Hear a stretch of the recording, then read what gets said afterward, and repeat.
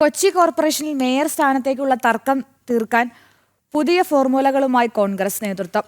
നിയമസഭാ തെരഞ്ഞെടുപ്പിൽ കൊച്ചി മണ്ഡലത്തിൽ മത്സരിപ്പിക്കാമെന്ന ഉറപ്പിൽ ഷൈനി മാത്യുവിനെ പിന്തിരിപ്പിക്കാനും ശ്രമം. ഡൽഹിയിലുള്ള എംപിമാർ തിരിച്ചെത്തിയ ശേഷമാകും മേയർ സ്ഥാനത്തിൽ അന്തിമ തീരുമാനമെടുക്കുക. ലത്തീൻ സമുദായത്തിന് പരിഗണനയും പശ്ചിമ കൊച്ചിക്ക് പ്രാതിനിധ്യവുമെന്ന ആവശ്യം മുന്നോട്ട് വെച്ചാണ് ഒരു വിഭാഗം കോൺഗ്രസ് നേതാക്കൾ ഷൈനി മാത്യുവിന്റെ പേര് ഉയർത്തിയത്.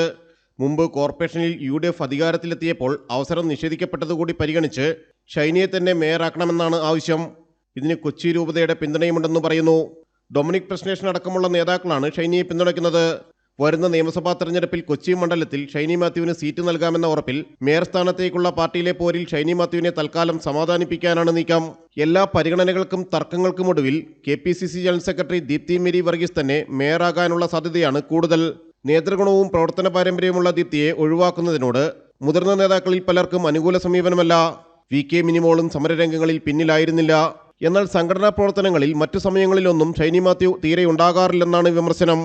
ഹൈബി ഈഡനും ബെന്നി ബെഹനാനും അടക്കമുള്ള എംപിമാർ തിരിച്ചെത്തിയ ശേഷം മേയറുടെ കാര്യത്തിൽ കോൺഗ്രസിൽ തീരുമാനമുണ്ടാകും. ജനം, കൊച്ചി.